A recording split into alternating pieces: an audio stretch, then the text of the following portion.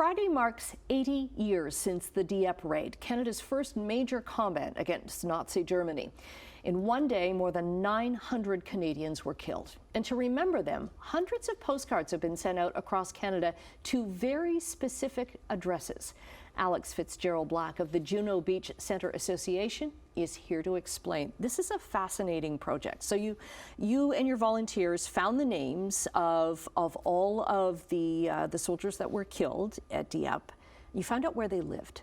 That's right. That's right. We took some very long lists, sadly, and had some volunteers and some staff support to go through them, look at the attestation papers and the service files, what they filled out when they signed up, and we pulled the addresses that they had included from those files, and then we went through Canada Post database to see what addresses still kind of work today, and that's where we sent over 400 postcards across the country. Right, there was such a large contingent of Royal Hamilton light infantrymen that died that day, so of course the Rileys had a huge component of this. So a lot of these postcards, and we should show them. I want to show you the front of them here. So if you get this in your mail, it's not junk mail.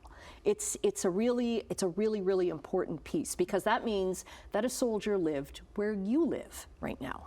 Absolutely, that's right. The Royal Hamilton Light Infantry had 582 soldiers embark for the Dieppe raid. 82% of them became casualties in just under 9 hours. 197 of those were killed, and we managed to find about 70 addresses in the Hamilton area.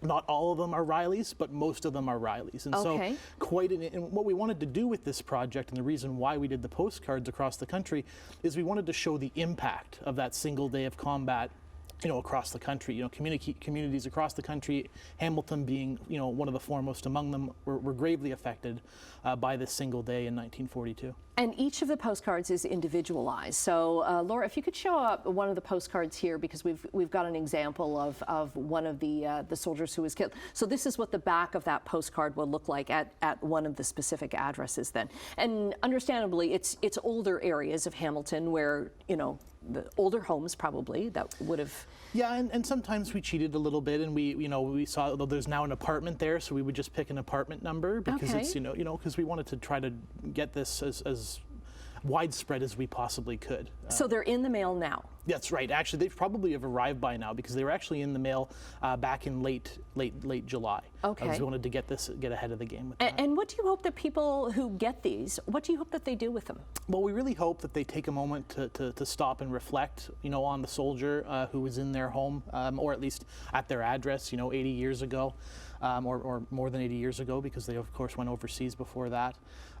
We hope they take some time to kind of maybe reflect on that, maybe to learn more about the individual whose name is on the postcard.